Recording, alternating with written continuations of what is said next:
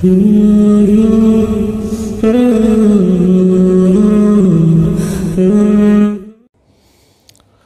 اللہ الرحمن الرحیم الحمد للہ رب العالمین والعاقبۃ للمتقین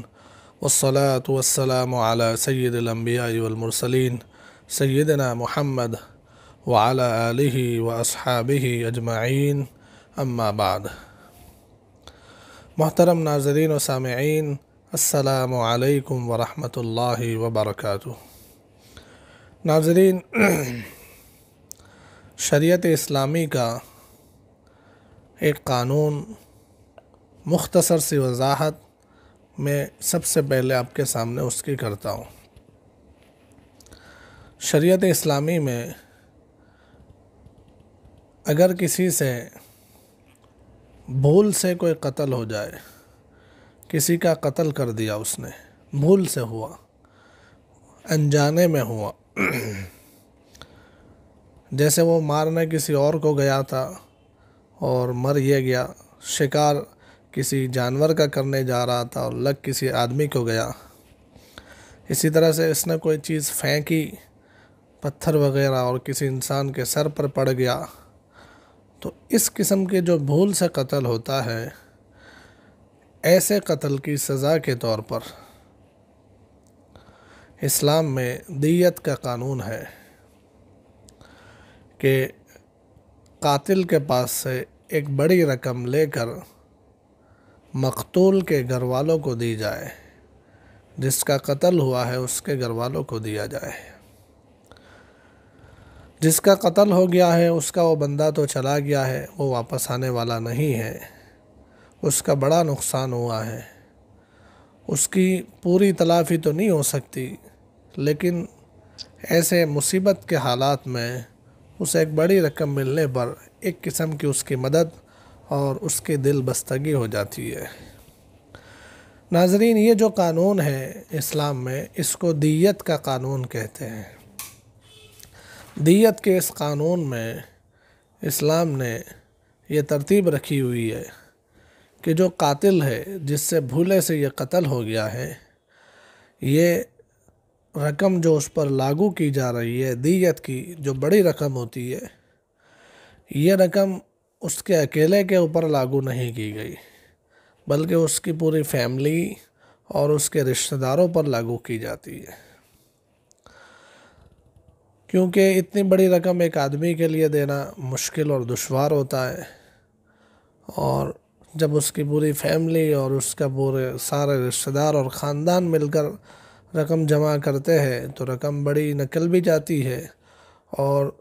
دوسری طرف پوری فیملی آپس میں ایک ہو جاتی ہے، سارے رشتہ دار ایک ہو جاتے ہیں، اس اعتبار سے کہ جب بھی اس قسم کی کوئی مصیبت ایک پر آئی تو سارے مل کر اس کی ہیلپ کرتے ہیں۔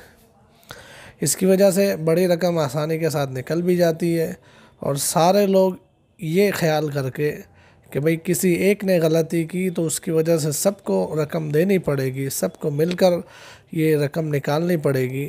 یہ خیال کر کے اپنے فیملی، اپنے رشتہ داروں کو اس قسم کی غلطی کرنے نہیں دیتے، ان کو روکتے ہیں، ان کو بچاتے ہیں، کسی طرح سے یہ غلطی نہ کرے اس کی کوشش کرتے ہیں۔ تو یہ اسلام کا جو قانون ہے، اس میں آپ دیکھیے کتنے بڑے فائدے حاصل ہو جاتے ہیں۔ ایک طرف جس کے یہاں قتل ہو گیا اس کی مدد ہو جاتی ہے، دوسری طرف یہاں جو جس کی بھول سے جس سے قتل ہو گیا ہے اس کے پورا خاندان، پورے رشتہ دار سب مل جاتے ہیں آپس میں، اور اس طرح سے اس کی غلطی کی تلافی کرنے میں اور اس کی وجہ سے کسی کا جو نقصان ہو گیا اس کی مدد کرنے میں سب ایک ہو جاتے ہیں۔ اور دوسرا یہ کہ اپنے خاندان میں سے کسی سے اس قسم کی غلطی نہ ہو جائے، اس کی سارے لوگ کوشش کرتے ہیں، اس کی وجہ سے جب سارے خاندان، سارے فیملیز اور سارے کٹمب اس طریقے کی کوشش کریں کہ ہمارے کسی بندے سے اس قسم کی غلطی اگر ہو گئی تو سب کا بھگتان ہمیں کرنا پڑے گا، اس لیے ہمیں کسی کو ایسی غلطی نہیں کرنے دینا۔ جب ساری فیملیز، سارے گھرانے اس قسم کی کوشش میں لگ جاتے ہیں تو پوری سول سوسائٹی اور پورا سماج جو ہے اس طرح کی غلطیوں سے اور کسی کی اس طرح سے جان چلی جانے سے بچ جاتا ہے، اور ایسے بہت سارے قتل سے انسانی معاشرہ اور سول سوسائٹی پاک ہو جاتی ہے۔ ناظرین، یہ جو میں نے اسلامی ایک قانون اور اسلام کا ایک حکم بتلایا ہے، یہ اس لیے بتلایا ہے کہ آگے جو بات میں کہنے جا رہا ہوں وہ سمجھنا آسان ہو جائے۔ ناظرین، ہم دیکھتے ہیں کہ جیسے جیسے ٹیکنالوجی اور جیسے جیسے ایجادات بڑھتی چلی گئی، ویسے ویسے آسانیاں ہوتی گئی۔ پہلے جو سفر مہینوں میں اور دنوں میں ہوا کرتے تھے، وہ سفر اب گھنٹوں اور منٹوں میں ہونے لگے۔ پہلے کوئی پیغام، کوئی میسج، کوئی بات آپ کو کسی کو پہنچانی ہے دور، تو اس کے لیے کافی وقت لگ جاتا تھا، لیکن اب وہی بات سیکنڈوں میں پہنچائی جا سکتی ہے۔ ایسے ہر چیز میں آپ دیکھ لیجئے کہ ٹیکنالوجی اور ایجادات کی وجہ سے بہت ساری آسانیاں پیدا ہوئی ہے۔ تو جہاں ان چیزوں میں آسانیاں پیدا ہوئی ہے، وہاں دوسری طرف خطرات بھی بڑھ گئے ہیں۔ پہلے جو ایکسیڈنٹ اور حادثے ہوا کرتے تھے، ان حادثوں اور ایکسیڈنٹ میں بہت زیادہ کوئی نقصان نہیں ہوتا تھا۔ یہاں جو جانور پر سواریاں ہوتی تھی، اس میں اتنے زیادہ حادثے میں، ایکسیڈنٹ میں نقصان نہیں ہوا کرتے تھے۔ سائیکل کے مقابلے میں موٹر سائیکل اور گاڑی کی وجہ سے خطرے اور رسک بڑھ گیا، اور گاڑی کے مقابلے میں ایروپلین اور ہوائی جہاز کا رسک اور خطرات بڑھ گئے ہیں۔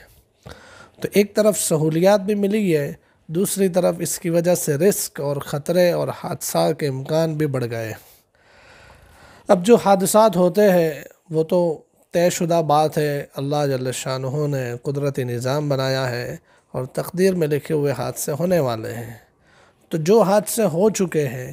ان حادثوں میں جو نقصان ہوا ہے، اس کی تلافی کے لیے کچھ نہ کچھ سسٹم ہونا چاہیے، تاکہ جس کی جان چلی گئی ہے اس کو بھی، جس کا نقصان ہوا ہے اس کو بھی کچھ نہ کچھ ایسے کوئی رقم مل جائے، ان کی کوئی مدد ہو جائے، تو حادثوں میں ہوا جو نقصان ہے اور جو صدمہ ہے وہ کم ہو جاتا ہے۔ اسی سوچ کو سامنے رکھ کر ابھی اس دور میں انشورنس کمپنیاں اور انشورنس کا سسٹم سامنے آیا کہ بھئی ایک ٹیکسی ڈرائیور ہے جو بیچارہ ڈرائیونگ کرتا ہے اور بہت تھوڑا سا کماتا ہے، اس کی گاڑی سے ٹکر لگ گئی کسی کو اور کسی کی جان چلی گئی، اور اس جان جس کی چلی گئی ہے اس کو کسی طرح سے اس کو 5 لاکھ روپیہ دینے پڑ جائے، تو اس ڈرائیور کے لیے بیچارے بہت مشکل ہو جاتا ہے کہ وہ 5 لاکھ روپیہ ادا کرتے، اس کا پورا کیریئر ختم ہو جاتا ہے۔ دوسری طرف اگر اسی سسٹم کو اگر تھوڑا چینج کر دیا جائے اور ایسا کر دیا جائے کہ ایک شہر کے اندر جو پورے سارے 1 لاکھ ڈرائیور ہے فار ایگزامپل، تو سارے ڈرائیوروں کا یونین اس طرح سے ایک طے کر لے کہ بھئی ہم ڈرائیوروں میں سے کسی کی وجہ سے بھی کسی کو حادثہ ہو جائے اور اس کو جو رقم دینی پڑ جائے سب مل کر دیں گے۔ جیسے ایگزامپل میں اس ایک ڈرائیور کی گاڑی سے ٹکر لگی ہے کسی کو اور 5 لاکھ روپیہ دینا طے ہوا ہے، جس کا نقصان ہوا ہے، جس کی موت ہوئی ہے اس کی فیملی کو، تو 1 لاکھ ڈرائیور مل کر اگر 5 لاکھ کی رقم دینا چاہے تو آسان ہے، سب کو 5 روپیہ دے دینا ہے، کوئی مشکل نہیں ہے، اور اس طرح سے ایک بڑی رقم ادا ہو جائے گی اور کسی پر بوجھ نہیں آئے گا۔ تو اسی طرح سے جو مصیبت اور جو حادثات ہوتے ہیں اور اس کی وجہ سے جو اس کی تلافی کے لیے بڑی رقم نکالنی ہوتی ہے، اس کو اگر ڈیوائیڈ کر دیا جائے بہت سارے لوگوں پر، مصیبت کو اور حادثوں کو بہت سارے لوگوں پر تقسیم کر دیا جائے تو وہ آسان ہو جاتا ہے۔ اسی سوچ کو سامنے رکھ کر انشورنس کی یہ سسٹم سامنے آئی ہے کہ انشورنس میں بھی یہی ہوتا ہے کہ ایک کمپنی میں بہت سارے لوگ مل کر رقم جمع کرتے ہیں، اور پھر جب کسی کو حادثہ پیش آتا ہے تو اسی رقم کے ذریعے سے ان کی مدد کی جاتی ہے، جن کو حادثہ پیش نہیں آتا ہے ان کی وہ رقم چلی جاتی ہے۔ تو ناظرین، انشورنس کا جو کانسیپٹ ہے، انشورنس کا جو سسٹم ہے، یہ اپنی اصل کے اعتبار سے یہ کانسیپٹ اور یہ سوچ اور یہ جو تھاٹ ہے، یہ بڑی اچھی تھاٹ ہے، بڑی اچھی سوچ ہے۔ اسلام کا جو قانون میں نے آپ کو پہلے بتلایا، دیت کا قانون، یہ اس سے ملتی جلتی بات ہے کہ انشورنس کی جو سوچ ہے، اس طرح سے جو مصیبت لوگوں پر آئی ہے وہ آسان ہو جائے اور اس طرح سے سب مل کر دوسرے کی مدد کرنے والے بن جائیں۔ لیکن ناظرین، جس طرح سے ہم دیکھتے ہیں کہ ہمارے یہاں سارا مارکیٹ سسٹم جو ہے یہ ابھی بھی پچھلے کچھ سالوں سے یہودیوں کے قبضے میں ہے، اور یہودی مذہب میں، حالانکہ ان کے مذہب میں سود اور جوا اور قمار یہ حرام ہونے کے باوجود بھی یہودیوں نے اپنا پورا مارکیٹنگ اسٹریٹجی اور پورا مارکیٹ کا سیٹ اپ سود کے ساتھ جوڑا ہوا ہے۔ ساری دنیا سے سود وہ لوگ کھا رہے ہیں اور اپنے پیسے بڑھا رہے ہیں۔ تو یہ جو سسٹم ہے انشورنس کا، جس کی سوچ اور جس کا کانسیپٹ بہت اچھا تھا، اس کے اندر بھی انہوں نے سود اور جوا کو شامل کر دیا گیا، جس کے نتیجے میں ابھی جو سارا انشورنس کا سیٹ اپ ہے اور انشورنس کا جو سسٹم ہے، یہ اچھی سوچ ہونے کے باوجود بھی اس کا طریقہ اور اس کے سسٹم سود اور جگار کے ساتھ جڑی ہوئی ہے۔ جیسے میں نے کچھ پیسے جمع کیے انشورنس کمپنی میں اپنے پریمیم کے نام سے، اب مجھے کسی وجہ سے وہ پیسے مل رہا ہے، تو میرا پریمیم جو ہوا ہے 5 سال کا، فار ایگزامپل کہ میں نے ہر سال 2,000 کے حساب سے 5 سال کے 10,000 کا پریمیم بھرا ہوا ہے، اور جب وہ مجھے پیسے مل رہے ہیں تو وہ کوئی 10 لاکھ 20 لاکھ روپے مل رہے ہیں، تو یہ سود ہو جاتا ہے۔ اسی طریقے سے جگار بھی اس میں شامل ہے کہ اگر میں نے اتنے پیسے بھرے، 20 سال تک پریمیم بھرتا رہا 1 لاکھ روپے پریمیم کے طور پر میں نے بھر دیے 20 سال کے اندر، اگر کوئی حادثہ ہوا تو مجھے 50 لاکھ روپے مل جائیں گے، نہیں ہوا تو کچھ بھی نہیں ملے گا، میرے بھرے ہوئے 1 لاکھ روپے چلے گئے۔ تو یہ اس کو جگار کہتے ہیں۔ تو یہ دو سسٹم کے اندر یہ دو چیزیں اس طریقے سے شامل ہو گئی ہے، جس کی وجہ سے اچھی سوچ ہونے کے باوجود بھی انشورنس ناجائز اور حرام ہو جاتا ہے۔ کیونکہ ناظرین، اسلام میں جہاں کسی چیز کو جائز ہونے کے لیے اس کی سوچ، اس کا مقصد صحیح ہو، اسی کے ساتھ ساتھ طریقہ بھی صحیح ہونا ضروری ہے۔ مقصد اور طریقہ دونوں چیزیں صحیح ہے تو پھر وہ چیز صحیح ہو جاتی ہے۔ جیسے لوگوں کی مدد کرنا بڑا اچھا مقصد ہے، بہت نیک کام ہے، لیکن لوگوں کی مدد کرنے کے لیے کوئی آدمی چوری کرے کہ بھئی جن لوگوں کے پاس بہت زیادہ پیسہ پڑا ہوا ہے اور وہ لوگوں کو پیسے نہیں دیتے، ان لوگوں کا پیسہ چوری کر کے میں لوگوں کی مدد کروں، تو چاہے میری نیت اچھی ہے لیکن طریقہ غلط ہونے کی وجہ سے یہ چیز جائز نہیں ہے۔ ایسے ہی انشورنس کا جو کام ہے، اس کی سوچ بڑی اچھی ہے۔ آپ دیکھ لینا، جب انشورنس کے ایجنٹ آپ کے پاس آتے ہیں تو وہ اس طریقے سے آپ کو سمجھاتے ہیں کہ بہت اچھا لگتا ہے، ان کے جذبے بڑے اچھے ہیں، ان کی تمنائیں نیک ہے۔ تو نیک تمنا، اچھی سوچ ہونے کے باوجود بھی طریقہ اور سسٹم غلط ہے، اس کی وجہ سے ہم اس کو ناجائز اور حرام کہتے ہیں۔ تو ناظرین، آج کے اس ویڈیو میں ہم آپ کو بتلانا چاہتے ہیں کہ انشورنس کا جو سسٹم جو چل رہا ہے مارکیٹ کے اندر، عام طور سے ہمارے دیش میں بھی اور ہر جگہ پر بھی یہی سیٹ اپ تقریباً چل رہا ہے۔ تو یہ سیٹ اپ انشورنس کا سود اور جگار کو اس میں شامل ہونے کی وجہ سے، اور اگر ڈیپ میں جائے تو اس کے اندر شریعت کے جو قانون میں ہے، دھوکہ جس کو کہتے ہیں، غرر کہتے ہیں شریعت کی زبان میں،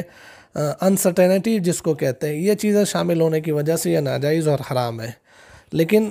دوسری طرف ہم دیکھتے ہیں کہ جو حالات ہیں، ان حالات میں کیا انشورنس کی گنجائش ہے کہ نہیں ہے، اس میں ہم کیا کر سکتے ہیں۔ تو ناظرین، اس کی جو اور ڈیٹیل ہے، اس کے جو انشورنس کے ٹائپ ہے، جیسے کار انشورنس ہے، ہیلتھ انشورنس ہے، میڈیکلیم ہے، اور اسی طریقے سے لائف انشورنس ہے، اس کے جو ٹائپس ہے اور آج کے حالات ہیں، اس میں کس قسم کی گنجائش ہے اور اس قسم کے انشورنس کا لینا صحیح یا نہیں ہے، اس کی ڈیٹیل انشاءاللہ ہم اگلے ویڈیو میں بیان کریں گے۔ اللہ جل شانہ سے گزارش ہے، اللہ جل شانہ سے درخواست ہے کہ اللہ جل شانہ ہمیں جو ہے ایک دوسرے کی مدد کرنے کی اور ایک دوسرے کے لیے ہیلپ فل بننے کی توفیق نصیب فرمائے۔ السلام علیکم ورحمۃ اللہ وبرکاتہ۔